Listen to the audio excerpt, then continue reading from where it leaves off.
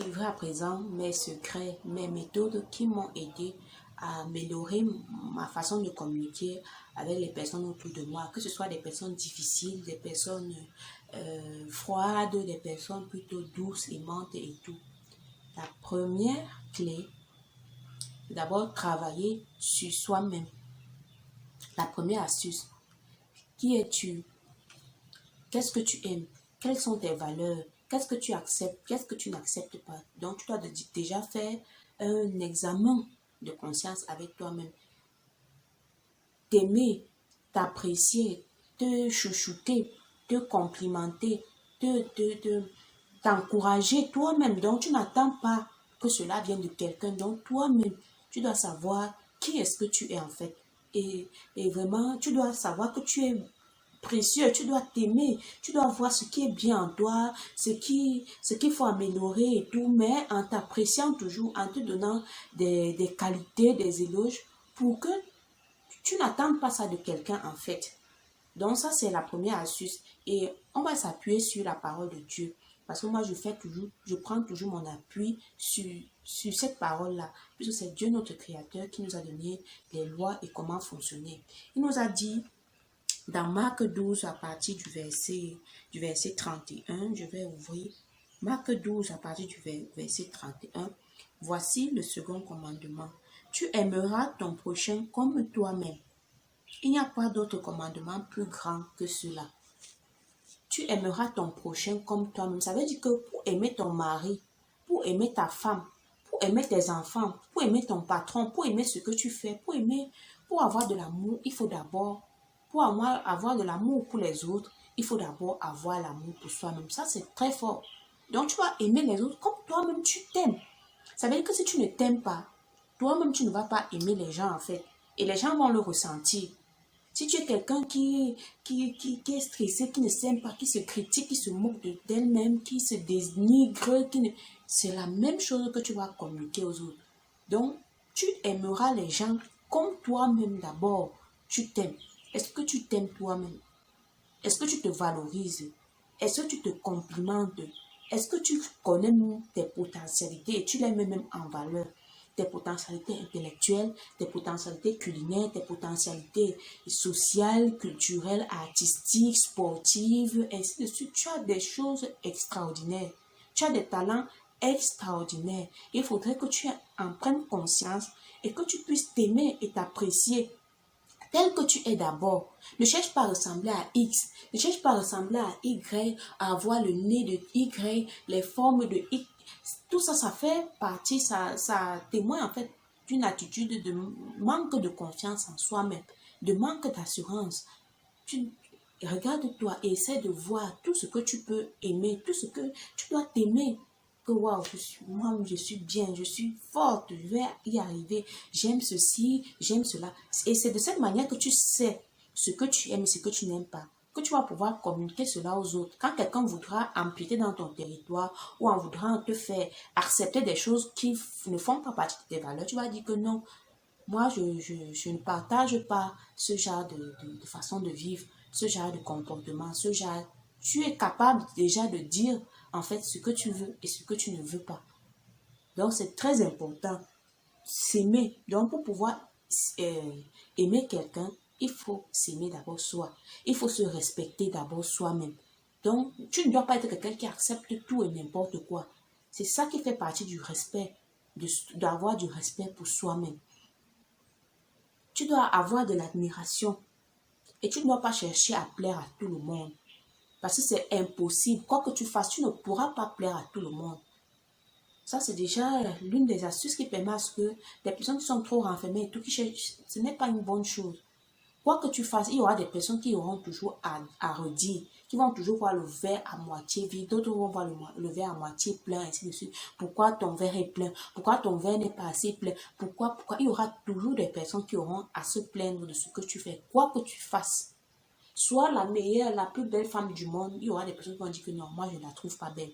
Soit la personne la plus bien habillée, il y aura des personnes qui vont dire je déteste ce look. Soit la personne, donc là où c'est blanc, il y aura des personnes qui trouveront que c'est noir. Là où c'est rouge, il y aura des personnes qui trouveront que c'est vert.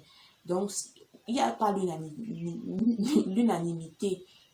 C'est vrai qu'il y a des degrés et tout, mais il n'y a pas quelque chose qui fait l'unanimité. Or, la seule personne qui fait l'unanimité, la seule personne qui t'aime comme tu es, il y a déjà ton créateur. Donc, tu dois déjà prendre conscience de qui tu es. Tu sais que l'Esprit de Dieu habite en toi. Tu es quelqu'un. Il t'a dit qu'il t'a créé à son image et à sa ressemblance. Tu es un milliardaire, tu es beau, tu es exemplaire parce que Dieu a toute la sagesse, Dieu a toute sa sommeil en toi. C'est toi qui as tendance, avec des pensées dénigrantes, à endormir, à étouffer ce génie qui est en toi, ce potentiel, cet homme fort, cette femme forte qui sommeille en toi et qui n'attend juste que des compliments qui viennent de toi, qui n'attend juste que des paroles flatteuses qui viennent de toi pour pouvoir sortir de cette coquille, pour pouvoir se révéler au grand jour, à la face du monde. Il faudrait déjà que tu prennes conscience que tu es quelqu'un de génial, que tu es quelqu'un d'exceptionnel, qui sait faire beaucoup de choses, qui est beau, qui est élégant, qui a des choses à donner aux autres, qui a des choses à faire valoir, qui n'est pas une serpillère, un chiffon qu'on trimballe à gauche et à droite, on insulte, on tape à longueur de journée. Non. Tu viens de quelque part et il y a ton créateur qui t'a envoyé ici pour une mission précise. Je connais les projets que j'ai pour toi, les projets de paix, d'avenir, d'espérance. Tu dois faire des grandes choses. Donc, il faut déjà, première des choses, s'aimer, s'apprécier et prendre conscience qu'on est quelqu'un de bien. Et quand on s'aime déjà, l'amour revient toujours dans la deuxième clé. C'est maintenant, quand tu vas t'aimer, tu vas aussi maintenant mettre de l'amour dans ce que tu fais. Parce que ça, c'est la deuxième clé. Mettre l'amour dans ce que tu fais. Ça peut être au travail. Si on te donne des tâches à faire, tu fais ça avec amour. Tu fais ça avec bienveillance. Tu fais ça avec joie. La Bible nous enseigne même que la femme vertueuse travaille d'une main joyeuse. Donc, tout ce que tu fais, tu dois pouvoir faire cela avec amour, avec joie.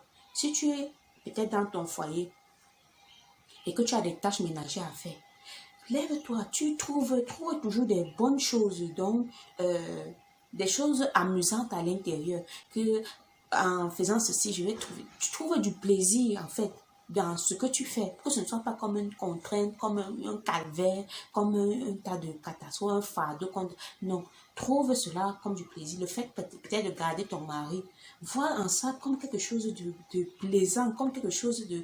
Comment tu vois comment un homme est heureux par ce que tu lui fais, par la cuisine que tu lui donnes, par la manière que tu le respectes, que tu le salues, que tu le traites avec bienveillance, par la manière que tu gardes ses enfants et tout. Tout ça même, non seulement ça te rend heureuse toi, mais ça va aussi rendre heureuse ton mari, je t'assure. C'est pareil même au service. Quand tu vas travailler, même ton patron fait avec amour les tâches que tu auras à faire. Tu vois que la personne, même tes collaborateurs, non, seront fiers de travailler avec toi.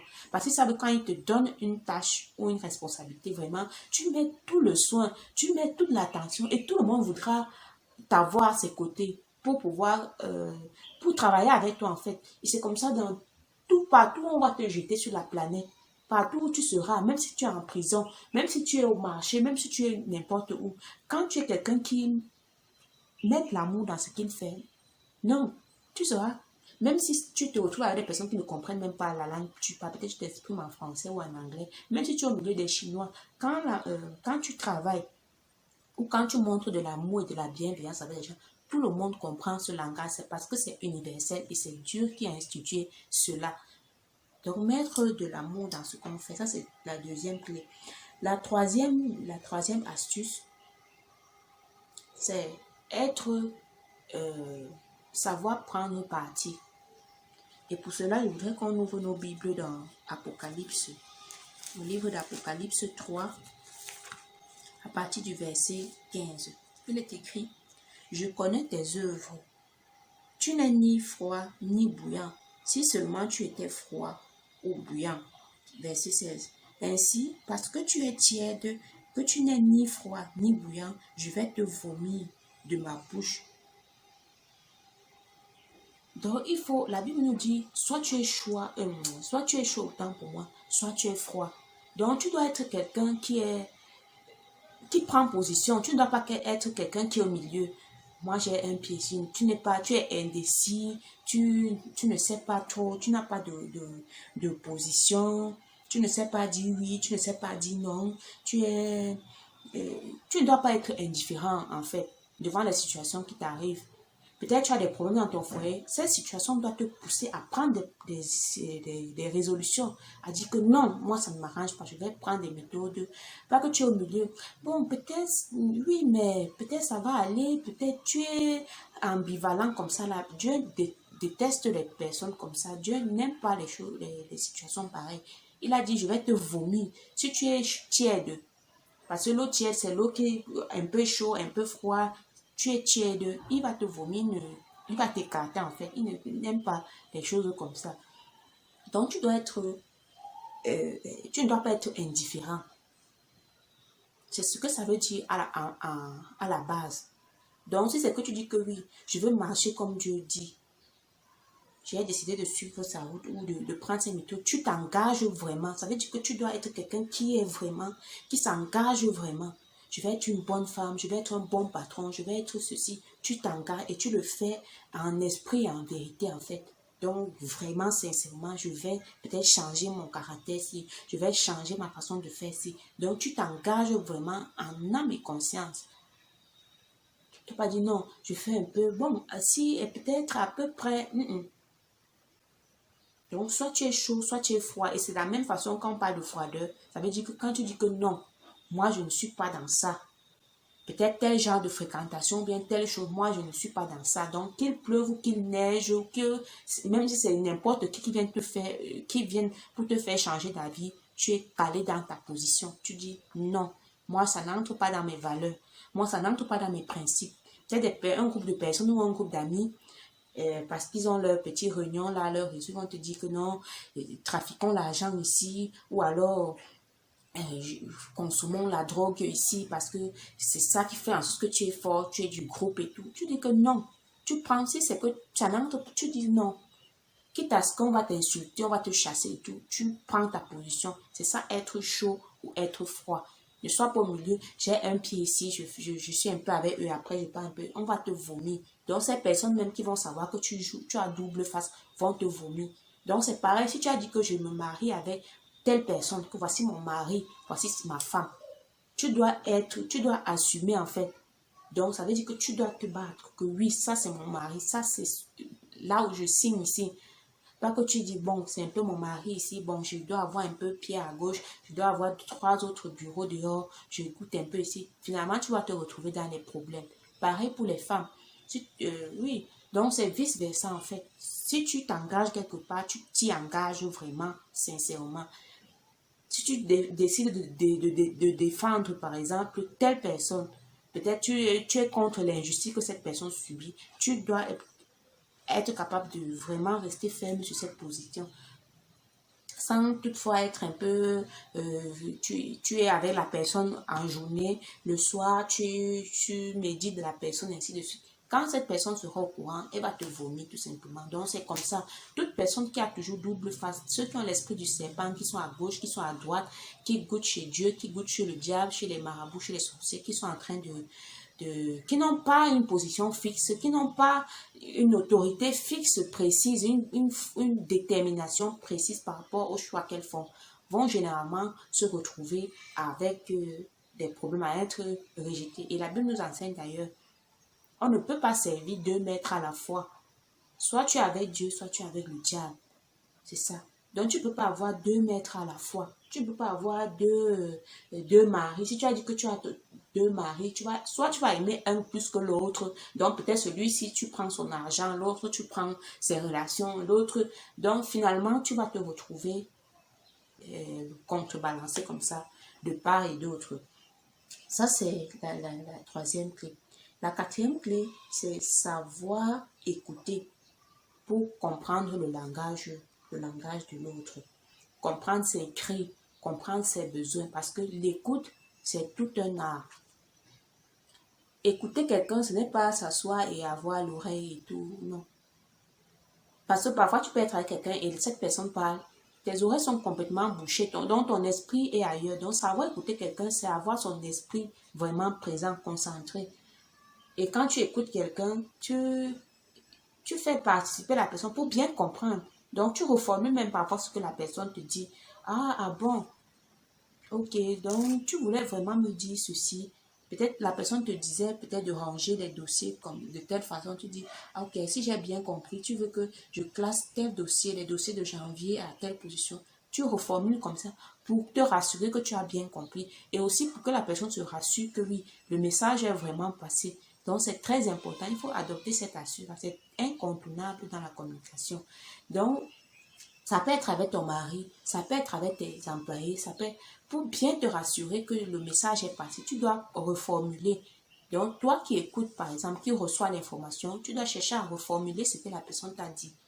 Donc, tu as dit aujourd'hui, tu voulais manger telle chose, tu voulais qu'on aille à tel endroit, tel endroit. Tu reformules pour bien te rassurer que tu as compris. Et reformuler de manière polie, de manière respectueuse. Parce que quand tu écoutes quelqu'un, ça veut dire que tu lui accordes de l'attention, tu lui accordes de l'importance.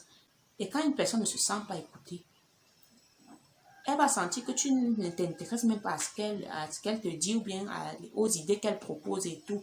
Donc, quand quelqu'un te parle ou s'exprime auprès de toi, tu dois avoir cette attitude bienveillante de regarder la personne, de l'écouter et de relancer même la personne pour te rassurer que tu as bien compris ce qu'elle est en train de te dire.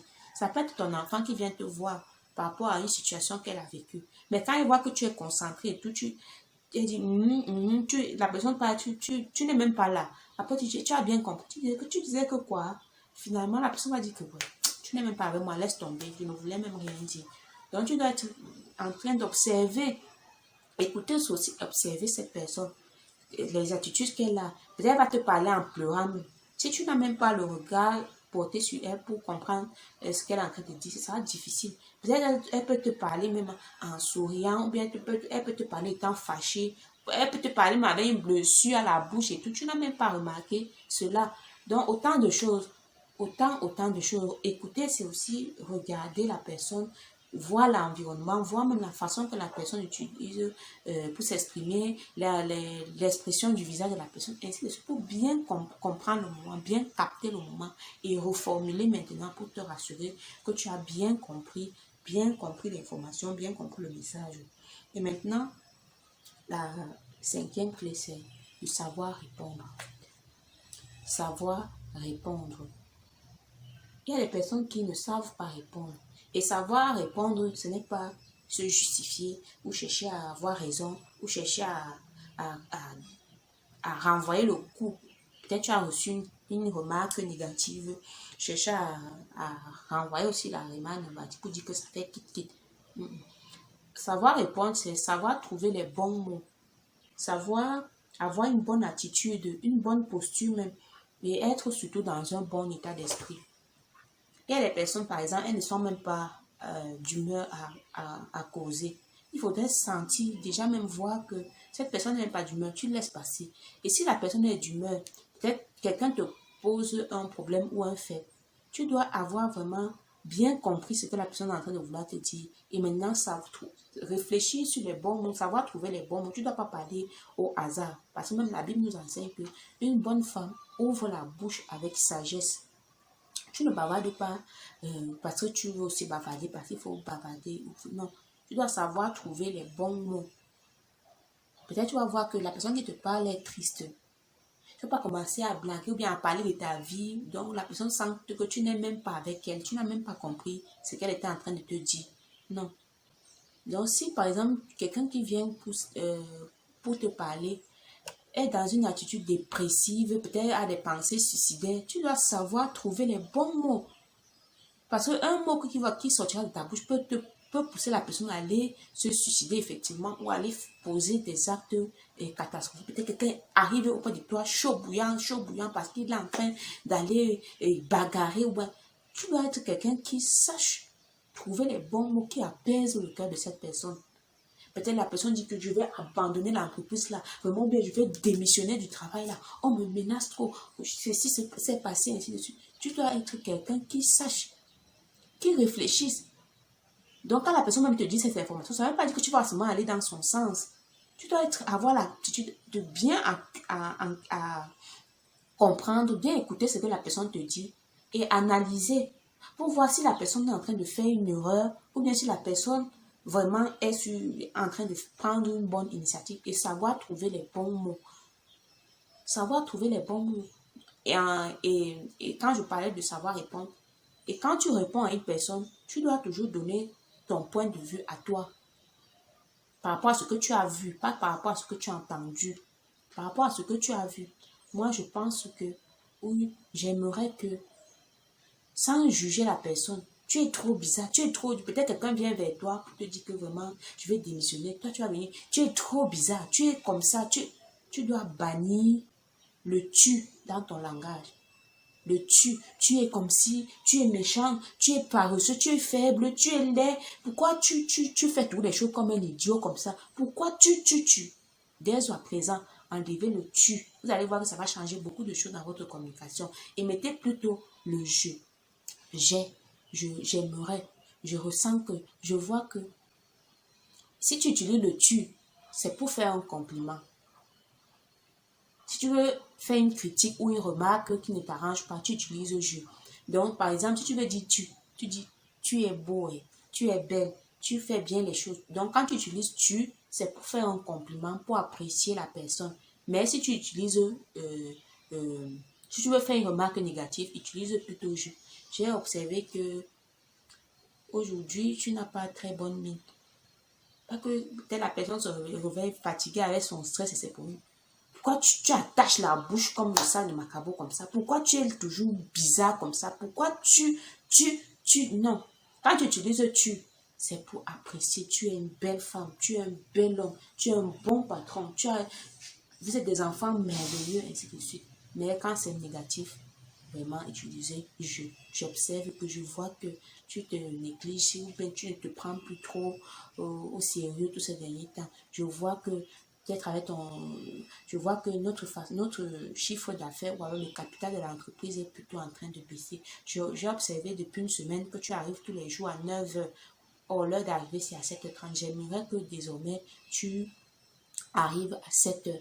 Ça, c'est avec les employés. J'aimerais que.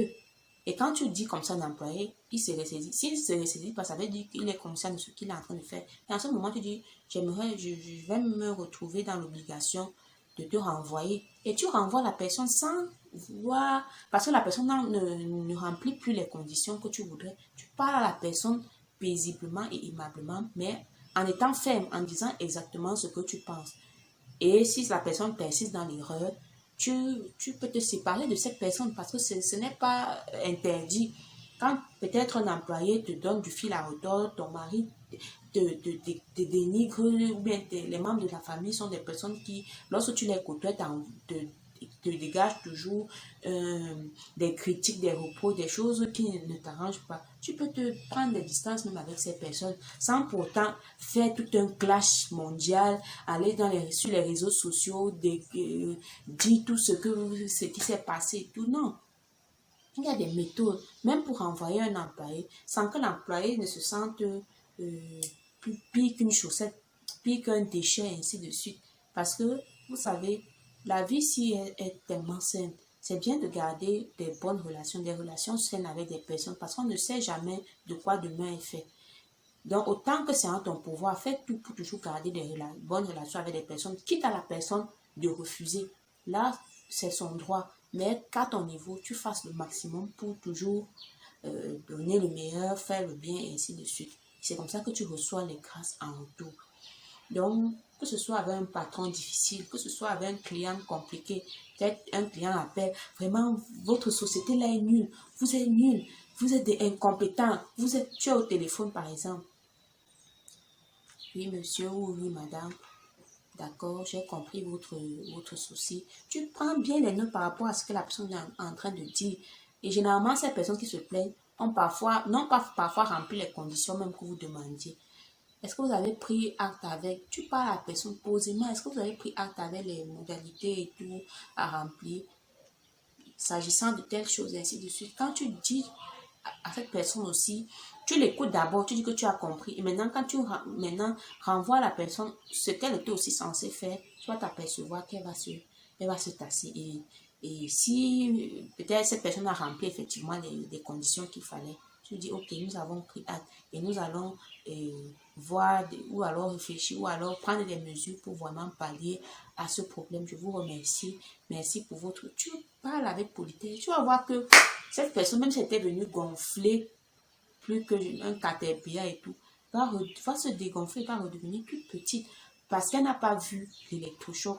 Parce que généralement, parfois, quelqu'un vient te titiller pour que tu exploses et pour que ça crée un clash et ainsi de suite et elle t'a gagné. Donc, tu dois avoir cette sagesse de savoir doser tes mots et de savoir aussi comment réagir, comment il faut riposter face à certaines situations. Ça ne veut pas dire que tu ne vas jamais te mettre en colère ou quoi que ce soit. Il y a des moments où tu es appelé à te mettre en colère. Et cette colère doit être une colère, une vraie colère du genre que c'est vraiment pour amener la personne à comprendre que tu lui réponds en fonction de sa folie en fait. Si quelqu'un vient pour t'agresser, pour te mettre, tu dois te défendre en fonction de sa folie et ainsi de suite. Et ce qui fait que tu dois être quelqu'un de bien équilibré. Mais avant que tout cela même n'arrive, tu dois à ton niveau tout faire pour garder le cas, pour que ça ne vienne pas de toi en fait. Que le scandale, s'il y a scandale dans l'entreprise, s'il y a scandale dans le foyer, peut-être un problème, un conflit, que ça ne vienne pas de toi. C'est-à-dire d'un acte déplacé, d'une parole déplacée, d'une attitude irrespectueuse, d'un mépris et tout, que ça ne vienne pas de toi en fait. Donc tu dois tout faire pour que ça ne vienne pas de toi en fait. Donc ça c'est des choses à bannir. Bannir son langage dans la 6e clé. Tu as fait ceci, tu es comme si, tu es. Si tu dis tu, c'est pour apprécier. Si tu dis je ou j'aimerais, c'est pour faire des reproches à la personne. Donc, tu dois comprendre le langage de l'autre. Ça, c'est la 7e clé. Comprendre le langage de l'autre. Il y a des personnes qui comprennent le langage des services que tu vas leur rendre. Peut-être tu vas venir à la maison, laver le sol, balayer ou garder les enfants. Pour elles, elles sont plus touchées par ce genre de choses. D'autres personnes vont être sensibles à des cadeaux. Quand tu viens, tu ouvres un joli bouquet de fleurs ou un gros cadeau, le dernier iPhone, ça touche la personne. D'autres personnes aiment plutôt quand tu es là avec des paroles douces, ainsi de suite. Donc, tu dois comprendre le langage de la personne. Peut-être quelqu'un aime par exemple que tu lui rendes service, mais tous les jours tu viens lui chanter, je t'aime, je veux, je te donne les fleurs. Ça ne touche même pas la personne, au contraire, ça l'énerve même encore davantage parce que tu n'as pas compris le langage que la personne aime, son langage de la communication, son langage de l'amour. Peut-être la personne aime quand tu rends service, que quand il rentre à la maison comme ça, tout est rangé, tout est propre et que toi-même dans ton entreprise, que ça va et tout. Quand tu rends service comme ça, la personne se sent touchée et apprécie ça. Et elle sera moins sensible peut-être au câlin, alors que d'autres aiment bien le tactile, que tu fasses des câlins, et ainsi de suite, quand tu es douce, et ainsi de suite. Il lui comprend ça. Peu importe tous les discours que tu vas sortir, si tu n'es pas tactile, lui ne va pas comprendre ça. Donc, ça dépend de chaque personne. Pareil pour les femmes, donc c'est vice-versa. Il y a les femmes qui aiment bien quand elle n'est pas forcément trop sexe ou bien trop cadeau et tout. Elles aiment seulement peut-être quand la personne lui donne des paroles valorisantes. Oh, ma femme, si. C'est une femme exceptionnelle. J'aime quand ma femme s'y travaille. J'aime quand ma femme s'y s'habille. Donc, simplement d'écouter ces mots valorisants de son partenaire, ça lui donne des ailes, ça fait en sorte qu'elle fasse des choses extraordinaires. Donc, c'est ça le langage. Donc, tu dois comprendre le langage de la personne avec qui tu vis. Ça peut être ton patron, ainsi de suite. Donc, je généralise en fait. Parce que c'est valable partout. Pareil pour les enfants. Il y a les enfants qui aiment quand on les encourage. Que, oh, Junior, tu fais bien ceci. Tu fais bien ceci. Tu l'encourages. Tu valorises l'enfant. C'est comme ça que l'enfant se sent zélé.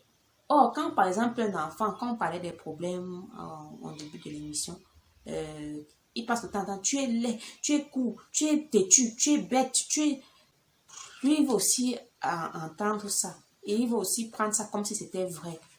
Oh, c'est ce que tu sèmes. Tu peux bénir quelqu'un avec ta bouche, comme tu peux maudire aussi cette personne. Donc, il faut comprendre le langage de l'autre.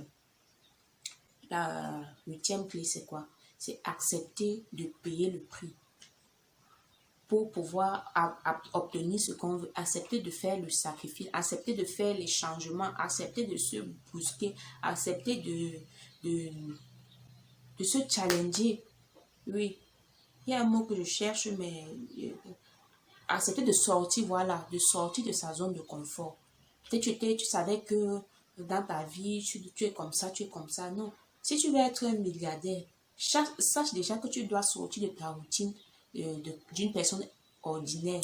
Tu dois faire maintenant des choses, passer à poser des actes qui poussent en fait à ce niveau-là, qui reflètent en fait ce niveau-là.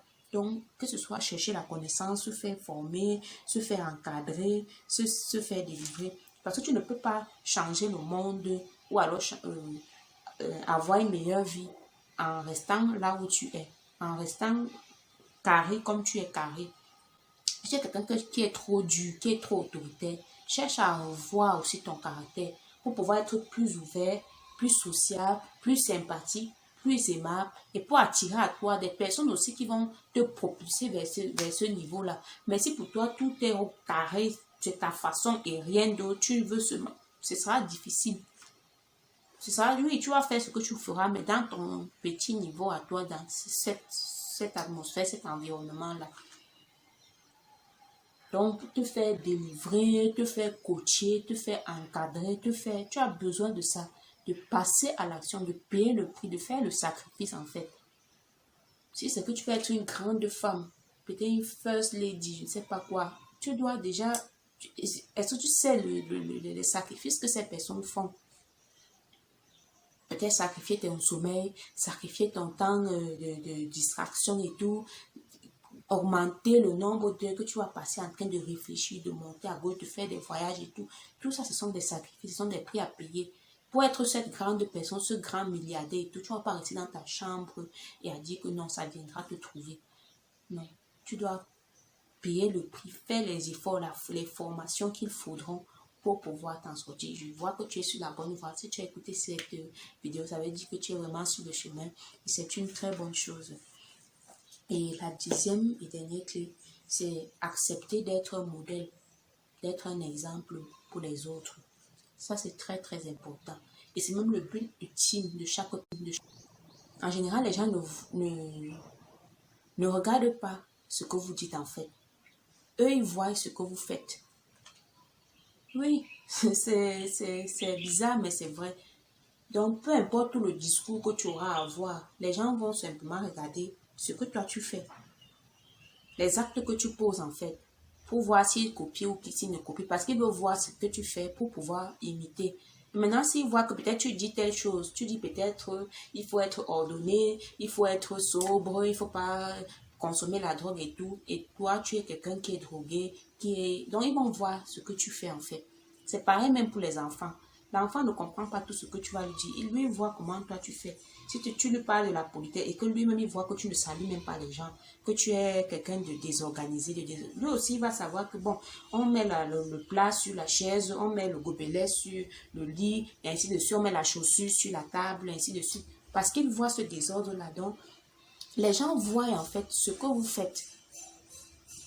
Ils voient ce que vous faites. Donc, ne vous contentez pas seulement de dire je vais, ou bien avec mon époux, ou bien avec mon patron dans mon service, je vais. Mais tu dois passer à l'action en fait. Si tu dis que tu es quelqu'un qui est organisé, on doit voir cette organisation-là dans ta vie. Si tu dis que tu es quelqu'un qui est honnête, on doit aussi voir cette honnêteté-là dans l'argent, par exemple, qu'on va parfois te confier. Que ce soit pour l'église, que ce soit pour les courses, les achats, pour les projets et tout. Qu'est-ce que tu fais de l'argent que les gens te donnent de gérer? Est-ce que tu vas parler d'honnêteté, de responsabilité alors que tu es quelqu'un qui est escroc, qui est voleur, arnaqueur? Est-ce que tu vas parler de responsabilité, que vraiment les hommes soient responsables, alors que quand on voit ton comportement, on voit que tu es quelqu'un qui est un coureur de jupons, qui a plusieurs femmes, ainsi de suite. Ben, tu es une femme, tu as plusieurs hommes à gauche. Ils voient ce que toi tu fais. Ce que est-ce que tu appliques même ce que toi-même tu dis aux autres, en fait? Donc, beaucoup regardent plutôt ce comportement. Donc, travaillez à être des modèles. Donc, ce que vous dites, soit ce qui se reflète dans votre quotidien. Si vous parlez de la propreté, que vous-même vous soyez propre. Propre sur vous, propre chez vous, propre partout où vous êtes et qu'on voit vraiment ça. Parce que quelqu'un va vite comprendre la propreté, la notion de propreté, lorsqu'il va peut-être vous voir vêtu. Il va dire que waouh, la femme si est propre. Parce que tu parles de propreté aux gens, alors que quand on te voit, on voit autre chose. C'est ça, être un modèle et refléter ce qu'on dit en fait. Donc ça, c'était la 10e clé. Merci d'avoir regardé jusqu'à la fin. Et je sais, j'espère, je suis même certaine que tous ces conseils vont vous aider, vont créer le déclic chez vous. Et surtout, vous pousser à donner le meilleur de vous, à vous améliorer en fait. À vous améliorer parce que c'est ça mon but en fait. C'est ça mon combat, c'est ça même ce qui me motive au quotidien. Faire de meilleurs hommes, bâtir de meilleures femmes, faire des jeunes vraiment meilleurs en fait. Pour que vous soyez heureux, vous soyez fiers de vivre. Que vous ne voyez plus la vie comme un fardeau, comme une contrainte. Donc, pour retenir, il faut vous aimer d'abord pour pouvoir aimer les autres. Et il faut tout faire, vous battre pour être un modèle au quotidien. Et ne pas faire à autrui ce qu'on n'aimerait pas qu'on nous fasse. Donc, si tu méprises quelqu'un, tu violentes quelqu'un, sache que, imagine-toi, mets-toi à la place de la personne. Si moi, on me fait ce que la personne, ce que je fais à la personne, c'est est-ce que je serais contente? Si on m'insulte comme ça, on me ridiculise comme ça, est-ce que je serais content? Donc, ce que tu n'aimerais pas qu'on te fasse, ne le fais pas aussi aux autres. Ne cherche pas à être une source de scandale, celui par qui ça passe. Quand il y a clash, quand il y a bagarre, quand il y a souci, c'est toujours par toi. C'est toi qui mets ton grain de sel, non? Donc, je sais que vous allez prendre de bonnes résolutions dès aujourd'hui. Vous avez eu ces clés. Ces clés-là sont, entre autres, ce qui m'a aidé moi. Et je sais que ça va aussi vous aider. Si vous avez besoin d'approfondir ou vous avez besoin de quelqu'un qui vous accompagne, qui vous coach, peut-être il y a des zones d'ombre, des choses que vous n'avez pas bien cernées, vous pouvez m'écrire en commentaire. Ou alors, en dehors des commentaires, vous pouvez me contacter inbox si vous voulez un suivi plus personnalisé en fait par rapport à tout ce que vous vivez au quotidien, spirituellement, sentimentalement, professionnellement. Je suis disponible pour vous et ça me ferait vraiment plaisir de partager avec vous tout ce que ces années d'expérience m'ont permis aussi de gagner et que j'aimerais donc partager aussi avec vous. Donc, merci de m'avoir écouté. Je suis Maman Sorel et à la prochaine émission et surtout, prenez un bon nouveau départ dès à présent, dès aujourd'hui. Je sais que Dieu, notre Créateur, va vous aider et vous corriger, vous améliorer, vous bâtir. Merci.